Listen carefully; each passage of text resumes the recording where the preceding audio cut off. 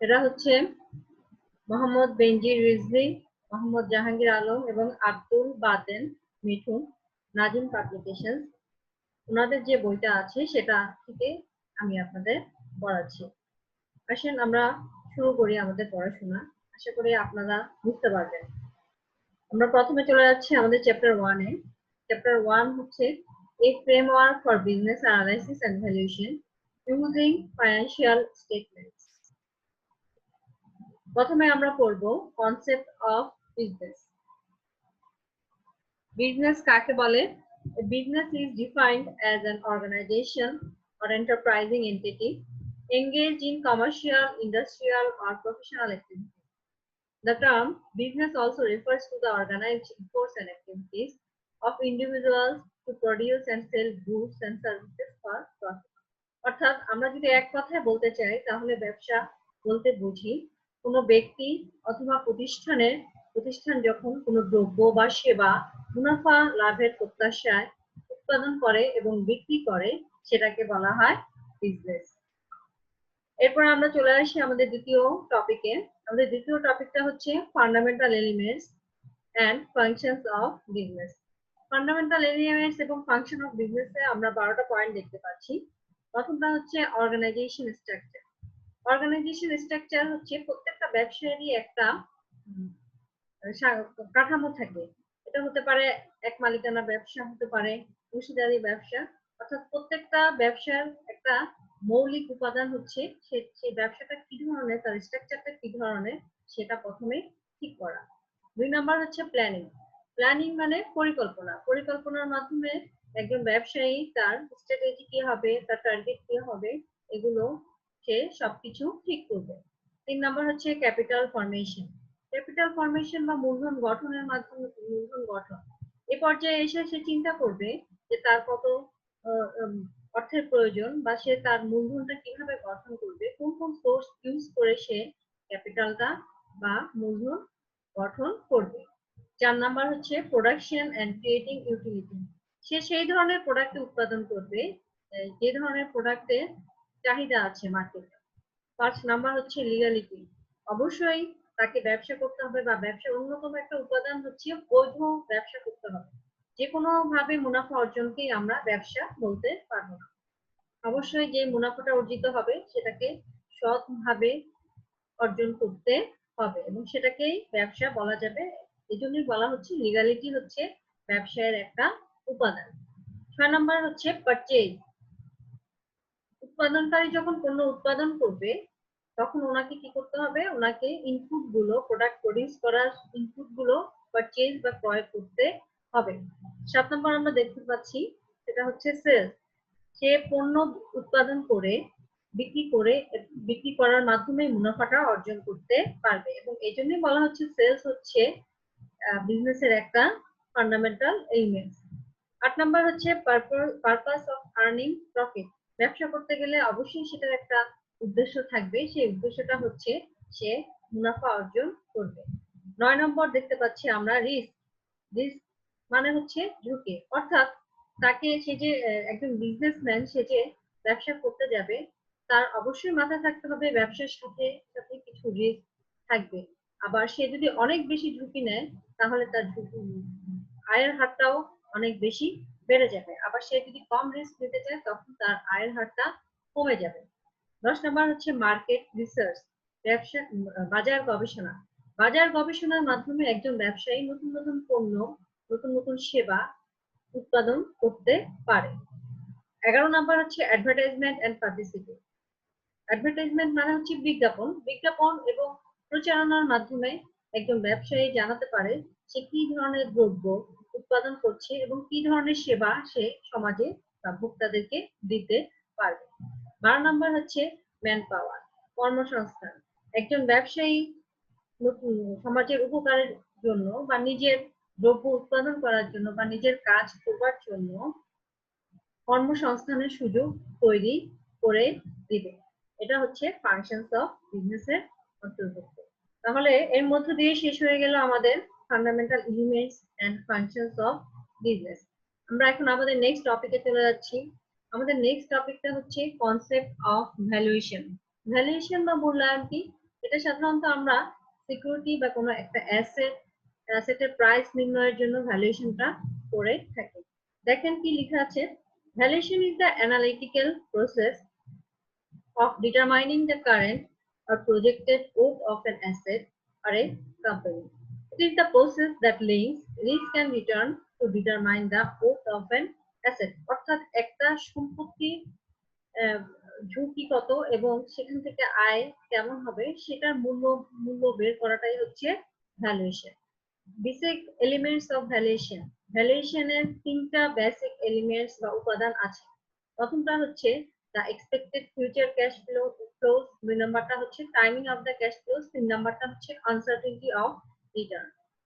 The expected future cash flows কি দেখেন, these cash flows include the earnings, cash flows, dividend, interest payments or capital gain during the holding period of a security.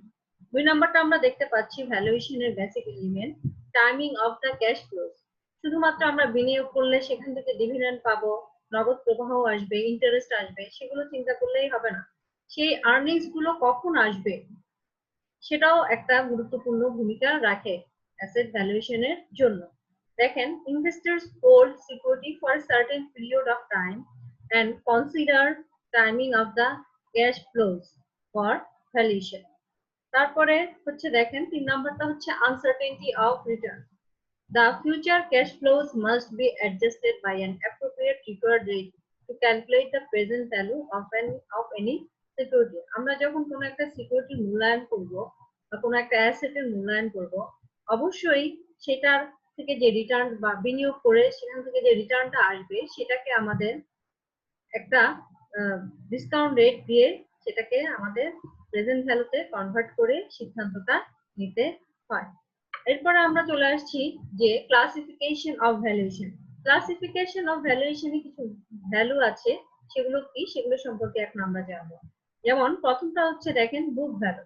Book value কি? Book value of A security is an accounting concept. এটা একটা হিসাব রক্ষণের ধারণা।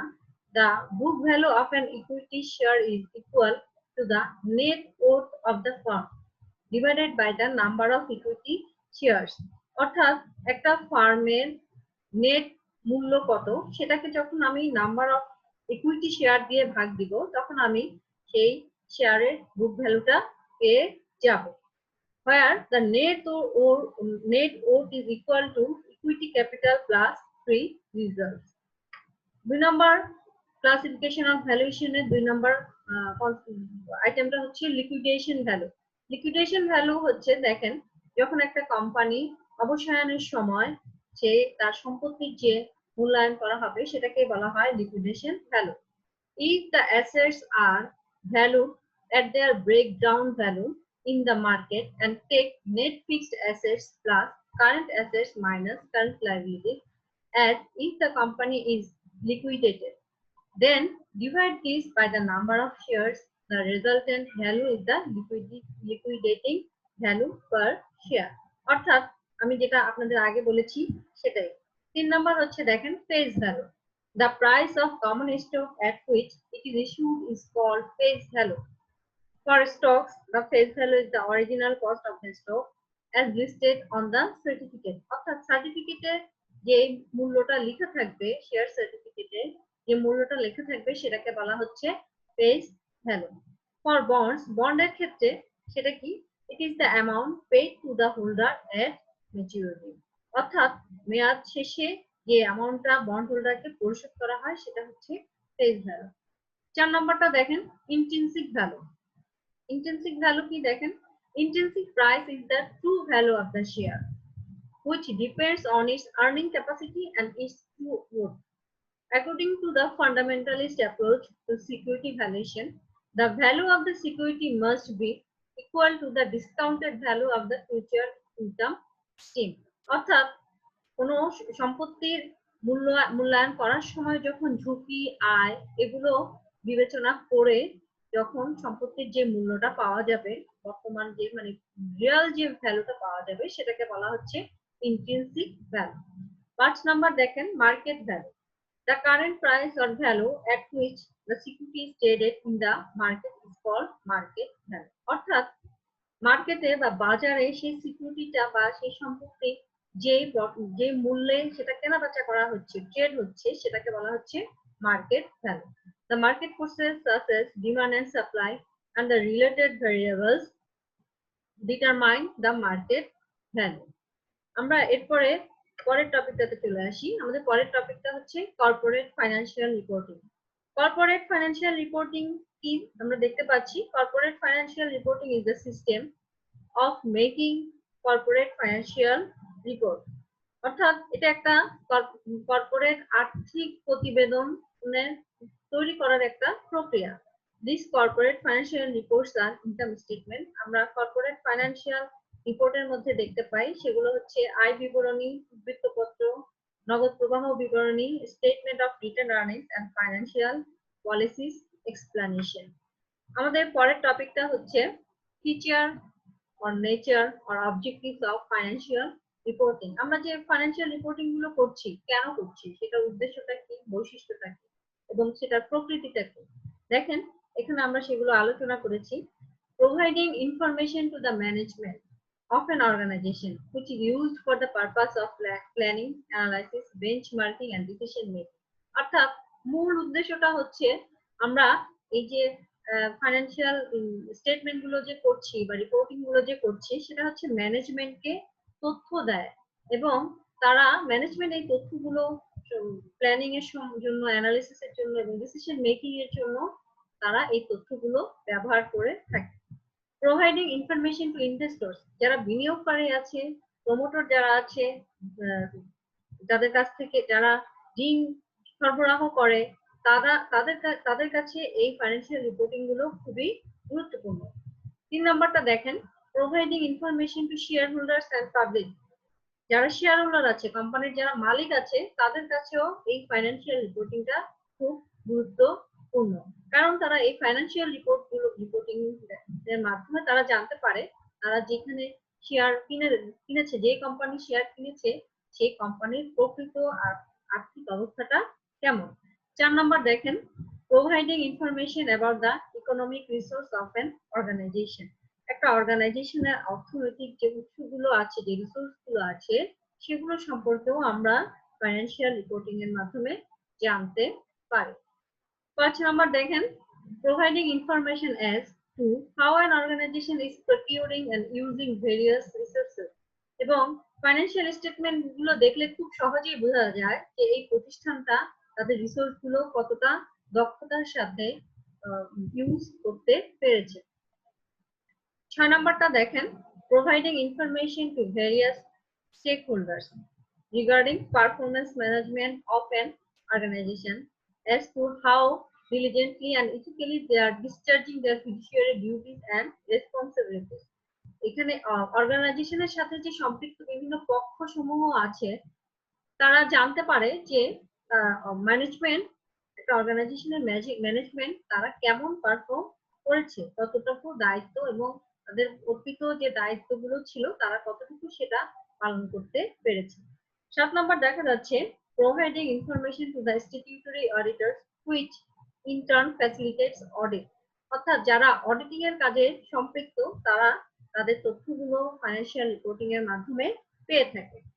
8 নম্বর পয়েন্টে আমরা দেখতে পাচ্ছি, enhancing social welfare by looking into the interest of employees, trade union and government. এবং অর্গানাইজেশন তার এমপ্লয়ীদের প্রতি, ট্রেড ইউনিয়নের প্রতি এবং সরকারের প্রতি তাদের যে দায়বদ্ধতা আছে, তার সেটা কতটুকু পালন করেছে। এর মাধ্যমে আমাদের শেষ হয়ে গেল purpose of reporting, financial reporting. এরপর আমরা চলে যাচ্ছি the role of financial reporting in capital market. Capital market বা মূলধন বাজারে ফাইন্যান্সিয়াল রিপোর্টিং এর ভূমিকাটা কি, দেখেন 1 নম্বরটা হচ্ছে, relevant and reliable financial information is essential for the functioning of capital market. Capital market যদি সুন্দরভাবে পরিচালিত হতে হয়, তাহলে অবশ্যই তাদের ফাইন্যান্সিয়াল ইনফরমেশন গুলো মানে সম্পৃক্ত এবং বিশ্বাসযোগ্য ফাইন্যান্সিয়াল ইনফরমেশন গুলো প্রয়োজন। 2 নম্বরে আমরা দেখতে পাচ্ছি, financial intermediaries depend upon the information in financial statements to evaluate investment opportunity. Investment অপরচুনিটির জন্য ফাইন্যান্সিয়াল ইন্টারমিডিয়াররা ইন্টারমিডিয়ারি যারা আছে তারা ফাইন্যান্সিয়াল রিপোর্টিংটা ব্যবহার করে থাকে। 3 number, information by entrepreneurs to investors is not completely credible because entrepreneurs have an incentive to inflate the value of their idea. 4 number আমরা দেখতে পাচ্ছি financial intermediaries can assure the quality of financial statement representation. এরপর আমরা চলে আসছি আমাদের দ্বিতীয় number চ্যাপ্টারে। আমাদের প্রথম অধ্যায় শেষ। যেহেতু সামনে আমরা ম্যাথ করব, আমরা এখন থিওরি চ্যাপ্টার গুলো করছি। আমাদের প্রথম চ্যাপ্টার হচ্ছে থিওরি, এরপরে 5 নাম্বার চ্যাপ্টার থেকে আমাদের ম্যাথ। সেই জন্য থিওরি চ্যাপ্টার গুলো আমরা একটু একটা ক্লাসে শেষ করতে চাচ্ছি। আচ্ছা, আমরা এখন চ্যাপ্টার 2 শুরু করব। চ্যাপ্টার 2 নাম হচ্ছে স্ট্র্যাটেজি অ্যানালাইসিস। স্ট্র্যাটেজি অ্যানালাইসিস সম্পর্কে আমাদের কি ধারণা আছে দেখি আমরা পড়ে নেই এখানে কি দেয়া আছে। Concept of strategy analysis. Strategic analysis refers to the process of conducting research on a company. অর্থাৎ একটা কোম্পানি কিভাবে তারা রিসার্চ কার্যক্রমটা করছে সেটার যে প্রক্রিয়াটা সেটাই হচ্ছে strategic analysis and its operating environment to formulate a strategy. It consists of identifying and evaluating data relevant to the company's strategy, defining the internal and external environments to be analyzed.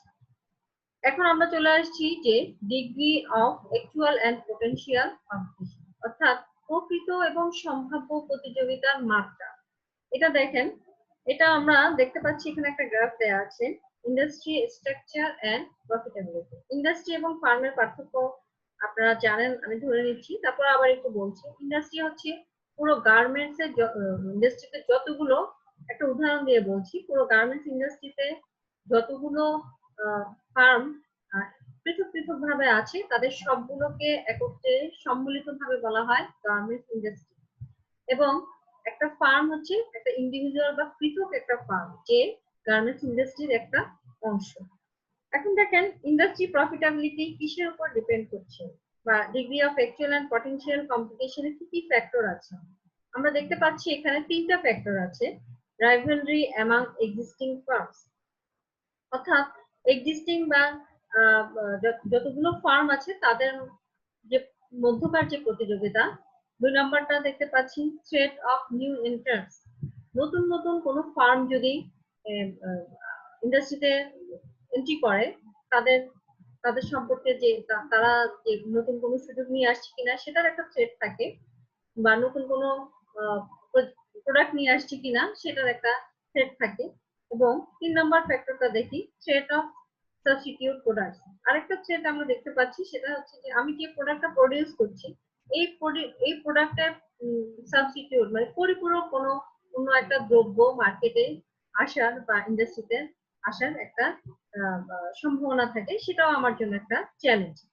এখন দেখেন industry profitability, এরপরে দেখেন industry profitability তা কিসের উপর depend করছে?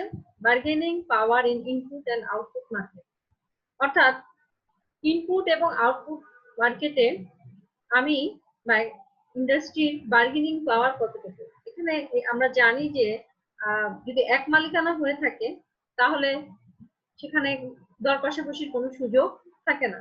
আর যদি এখানে ইনপুট সাপ্লায়ার বা আউটপুট কোনো আউটপুট দেওয়ার মতো কোনো উৎপাদন করার মতো অনেক বেশি ক্রেতা বিক্রেতা থাকে, তখন বার্গেনিং পাওয়ারটা তৈরি হয়, অনেক বেশি স্ট্রং হয়, অনেক বেশি তৈরি হয়, যেটা হচ্ছে এক মালিকানা কারবারের ক্ষেত্রে সেটা আমরা দেখতে পাই না। সেখানে উৎপাদনকারী যে প্রাইসটা ফিক্স করে দেয়, দ্রব্যটা যদি অত্যাবশ্যকীয় হয় সেক্ষেত্রে তাকে ওই প্রাইসেই নিতে হয়, যাতে সেখানে বার্গেনিং পাওয়ারটা থাকে না ক্রেতা। এরপরে দেখেন যে bargaining power of buyers and bargaining power of suppliers. এরপরে আমরা আমাদের পরের টপিকটাতে আসি। দেখেন এখানে যে আমরা যে ফ্যাক্টর গুলো পড়েছি, rivalry among existing firm, threat of new entrants, threat of substitutes products, এগুলো কিছু ফ্যাক্টরের উপরে ডিপেন্ডেন্ট। যেমন দেখেন রাইভালরি এবং অ্যামাং এক্সিস্টিং ফার্ম, সেটা ডিপেন্ড করছে কিসের উপরে? ইন্ডাস্ট্রি গ্রোথের উপরে। কনসেন্ট্রেশনের উপরে, ডিফারেন্সিয়েশনের উপরে, সুইচিং কস্টের উপরে, scale or learning of economics এর উপরে, ফিক্সড ভেরিয়েবল কস্ট এর উপরে, এক্সেস ক্যাপাসিটি এবং এক্সিট ব্যারিয়ারের উপরে। অর্থাৎ এই যে ফ্যাক্টর গুলো আমরা যে পড়ছি, এই ফ্যাক্টর গুলোতে যারা লিড দিতে পারবে তারাই এগিয়ে যাবে, তারাই ইন্ডাস্ট্রিতে তাদের প্রফিটটা বা তারাই সবচেয়ে সামনে এগিয়ে যেতে পারবে। এবং এই ফ্যাক্টরগুলোতে যারা ভালো করবে তারাই বেশি প্রফিট করতে পারবে এবং ইন্ডাস্ট্রিতে তারা তাদের পজিশনটা প্রথমে নিয়ে আসতে পারবে। এরপরে দেখেন থ্রেট অফ নিউ এন্ট্রেন্স।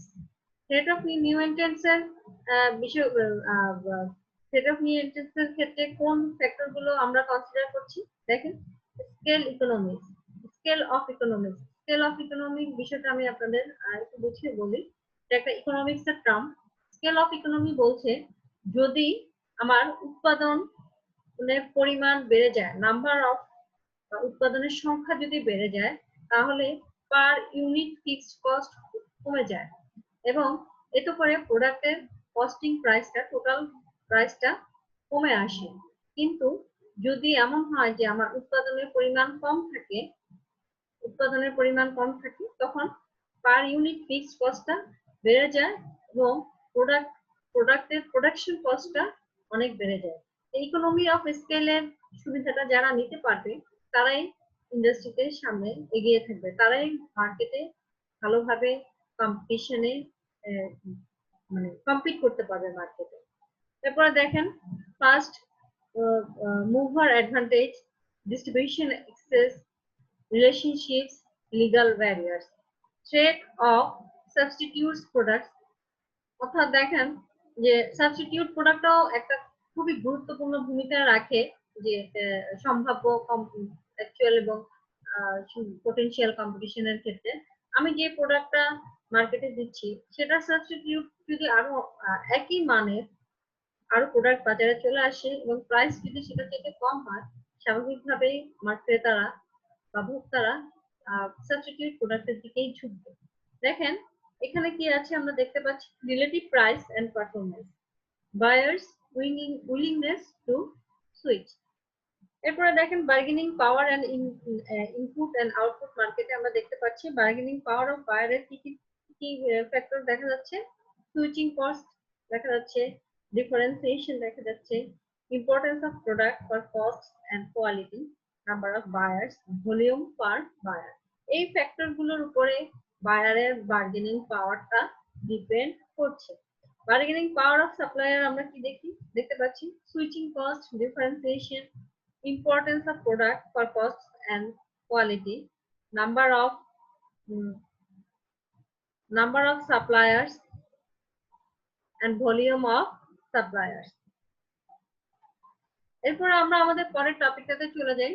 আমাদের পরের টপিকটা হচ্ছে কর্পোরেট স্ট্র্যাটেজি। কর্পোরেট স্ট্র্যাটেজিটা কি?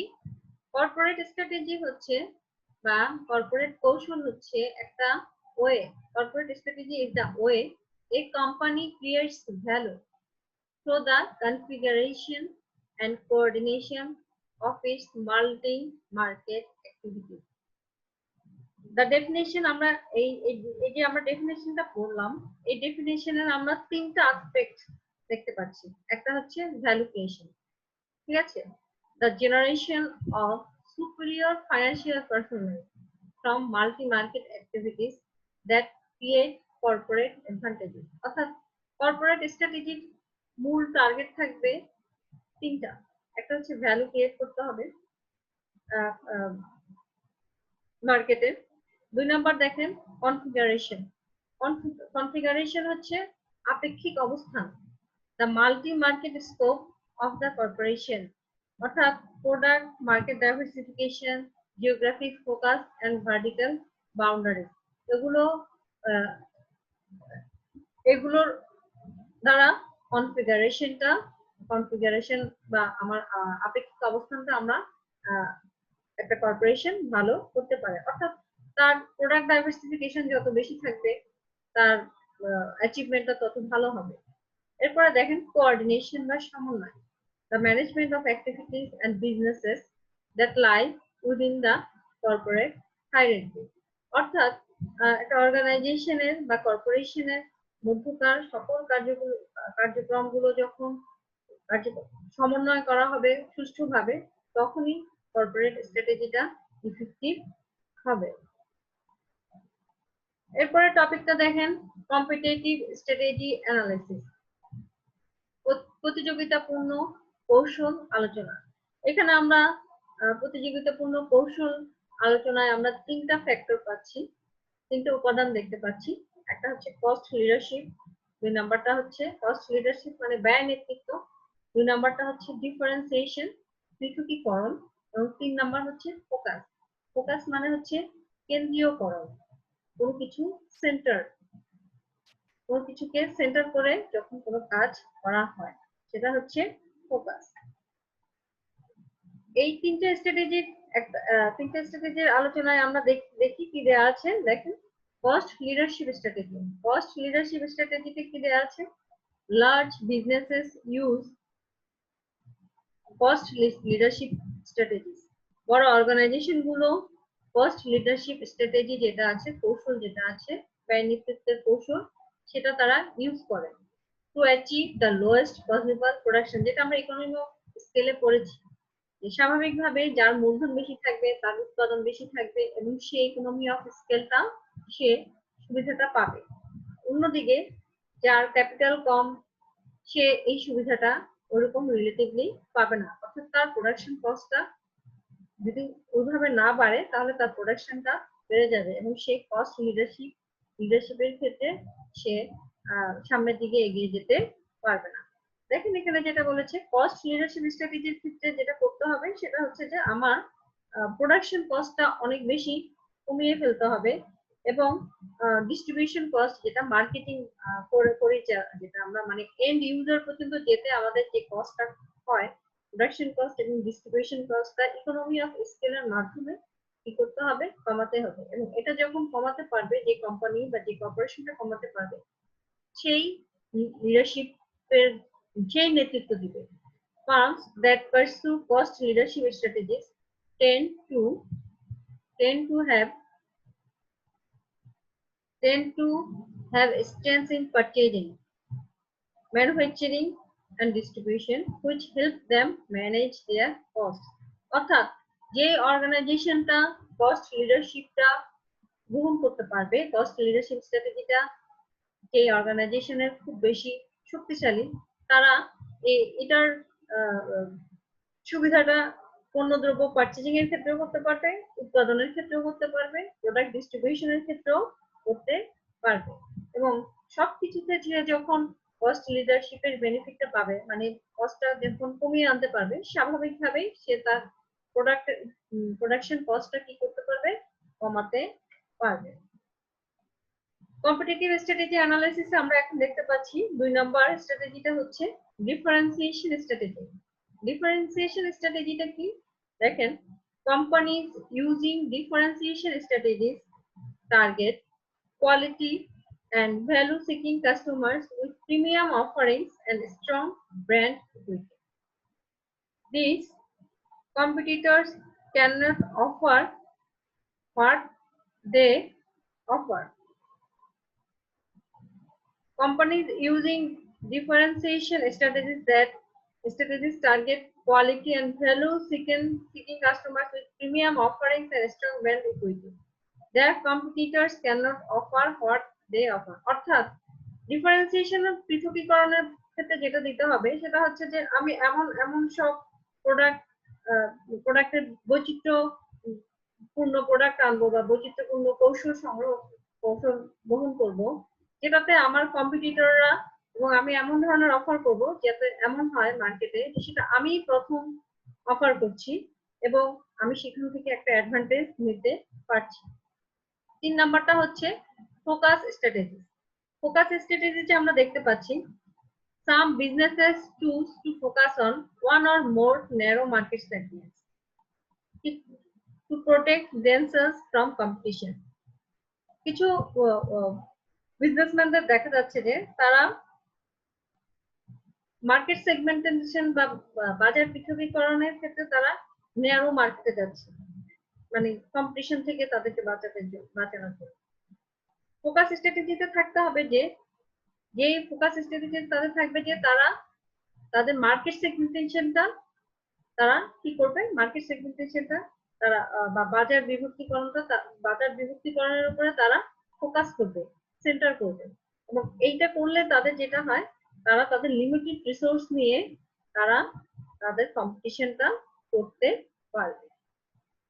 4 নম্বর পয়েন্ট আমরা নেক্সট টপিকে আমরা দেখতে পাচ্ছি applying competitive strategy analysis. Competitive strategy analysis এর মধ্যে আমরা এখানে 5টা পয়েন্ট দেখতে পাচ্ছি। একটা হচ্ছে ডিরেক্ট সেলিং, 2 নাম্বারটা হচ্ছে made to order manufacturing, 3 number হচ্ছে থার্ড পার্টি সার্ভিসেস, 4 নাম্বার হচ্ছে লো অ্যাকাউন্টস রিসিভেবল, 5 নাম্বার হচ্ছে investment in research and development. অর্থাৎ কম্পিটিটিভ স্ট্র্যাটেজি অ্যানালাইসিস এর প্রয়োগটা কি হতে পারে? প্রয়োগটার মধ্যে প্রথমটা দেখেন ডিরেক্ট সেলিং, অর্থাৎ উৎপাদনকারী নিজেই যদি এখানে কোনো মিডলম্যান ইউজ না করে নিজেই যদি যে প্রোডাক্টটা উৎপাদন করছে সে সরাসরি তার ক্রেতাদের কাছে, কাস্টমারের কাছে সে পণ্যটা সে সেল করে এবং এখানে কোনো ধরনের মধ্যস্থতা কারবারি থাকবে না, তাহলে এই স্ট্র্যাটেজিটা তাকে মুনাফা অর্জনে বা মার্কেটে লিড পজিশনে নিতে সহায়তা করবে। এরপরে দেখেন মেড টু অর্ডার ম্যানুফ্যাকচারিং, অর্থাৎ সে আগে থেকেই অনেক বেশি পণ্য উৎপাদন করে রাখবে না, তার অর্ডার আসবে এবং অর্ডারের ফরমাইশ আসবে, ফরমাইশের বেসিসে সে প্রোডাক্ট প্রডিউস করবে। থার্ড পার্টি সার্ভিস, কিছু কিছু প্রোডাক্ট আছে আমরা দেখি যে বিক্রয়ের পরে বিক্রেতার সেবা দিতে হয়, সেক্ষেত্রে কোম্পানি নিজে যদি সেবাটা তড়িৎ গতিতে দিতে না পারে তাহলে সে থার্ড পার্টি একটা পার্টিকে সে হায়ার করে রাখলো, কোনো একটা তার প্রোডাক্ট সেল করেছে সেটা নিয়ে যখন কোনো অবজেকশন আসে বা কোনো কারেকশন করতে হয় সাথে সাথে থার্ড পার্টিকে বলে দিল এবং থার্ড পার্টি গিয়ে সে প্রবলেমটা সলভ করে দিল। 4 নম্বর হচ্ছে লো অ্যাকাউন্টস রিসিভেবল। লো অ্যাকাউন্টস রিসিভেবলে যেটা বোঝানো হচ্ছে সেটা হচ্ছে যে আমি সরাসরি পণ্য ধারে বিক্রি করব না, আমি ইলেকট্রনিক ফান্ড মানে ফান্ড ট্রান্সফার আছে, তারপরে ক্রেডিট কার্ড আছে, সেটার মাধ্যমে যখন আমি পণ্যটা বিক্রি করব আমার অ্যাকাউন্টস রিসিভেবলটাও খুব কম তৈরি হবে এবং আমার বাকিতেও পণ্য বিক্রিটা কমে যাবে এবং এটা আরেকটা কম্পিটিটিভ স্ট্র্যাটেজি হতে পারে মার্কেটে লিড দেওয়ার জন্য। 5 নাম্বার হচ্ছে ইনভেস্টমেন্ট এন্ড রিসার্চ ডেভেলপমেন্ট, আমার রিসার্চ এবং ডেভেলপমেন্টে ইনভেস্ট করতে হবে যাতে করে আমি আমার কাস্টমারদের কিভাবে আমি আরো বেশি কাস্টমারকে আনতে পারি এবং তাদেরকে হ্যাপি রাখতে পারি বা তারা আমার উপর প্লিজ থাকতে পারে, সেগুলো আমরা জানার জন্য রিসার্চ এবং ডেভেলপমেন্টে ইনভেস্ট করলে নতুন নতুন তথ্য, নতুন নতুন কৌশল অর্গানাইজেশন বা কর্পোরেশন খুব সহজে পেতে পারে যাতে করে সে মার্কেটটা লিড দিতে পারে। এরপরে টপিকটা দেখেন share holders value creation. Share holders value ক্রিয়েশনটা কি? Value creation means creating value for share holders, অর্থাৎ শেয়ার হোল্ডারদের মূল্য তৈরি করার সেটা হচ্ছে শেয়ার হোল্ডারদের মূল্যটা ক্রিয়েট করাটাই হচ্ছে share holders value creation. Value creation should be the center point of all the matrix. Value ক্রিয়েশনটা একটা অর্গানাইজেশনের মূল লক্ষ্য হওয়া উচিত। When organization creates value for shareholders, it means they are creating value for all the stakeholders. যখন একটা organisation তার শেয়ার হোল্ডারদের জন্য ভ্যালু ক্রিয়েট করতে পারে বা মূল্য সংযোজন করতে পারে, এটার মানে হচ্ছে সে শুধু শেয়ার হোল্ডারদের জন্য করছে তা না, সেই অর্গানাইজেশনের সাথে সম্পৃক্ত সকল পক্ষ বা স্টেক হোল্ডারদের জন্য তার ভ্যালুটা ক্রিয়েট হয়। পরের টপিকটা দেখেন sources of value creation.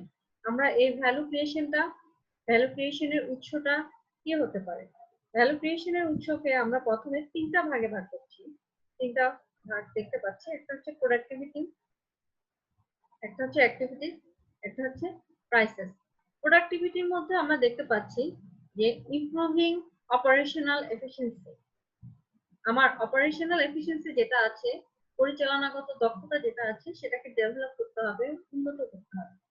Enhancing technological development, প্রযুক্তিগত ডেভেলপমেন্ট এবং অপারেশনাল এফিসিয়েন্সি যখন বাড়বে তখন আমার প্রোডাক্টিভিটিটা আরো বেশি হবে এবং উৎপাদনটা তখন আমার বাড়বে, কস্টিংটা কমে আসবে। ভ্যালু ক্রিয়েশন দেখেন, ভ্যালু ক্রিয়েশনের অ্যাক্টিভিটিজ এর মধ্যে আমরা তিনটা জিনিস দেখতে পাচ্ছি।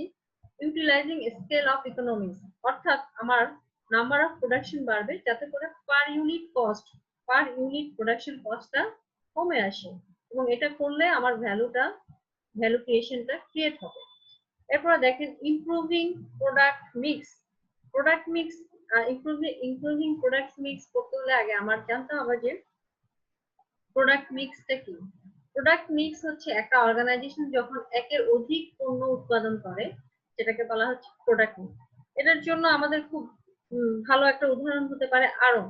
দেখেন যে আড়ং কিন্তু বিভিন্ন ধরনের প্রোডাক্ট প্রডিউস করছে, তারা বিভিন্ন ধরনের প্রোডাক্ট কাস্টমারদেরকে অফার করছে। এই যে তাদের যে এক্সিস্টিং প্রোডাক্ট আছে সেটার পাশাপাশি আরো যদি সে ডিফারেন্সিয়েশনে যায়, আরো নতুন নতুন প্রোডাক্ট সে তৈরি করে, তার অ্যাক্টিভিটিদের সাথে সম্পৃক্ত করে, তাহলে তার শেয়ার হোল্ডারদের ভ্যালু ক্রিয়েশনটা খুব সহজেই হবে। এরপরে দেখেন ইমপ্রুভিং ইনপুট মিক্স, ইনপুট যেটা আছে প্রোডাকশন ইনপুট, আমরা জানি প্রোডাকশন ইনপুট হচ্ছে চারটা, ল্যান্ড, লেবার, ক্যাপিটাল, অর্গানাইজেশন, বা যে অর্গানাইজেশন যে ধরনের প্রোডাক্ট ইনপুট উৎপাদনে তারা যে ইনপুট ইউজ করছে সেটা ইনপুট করলে তাদের ভ্যালু ক্রিয়েশনটা বাড়বে।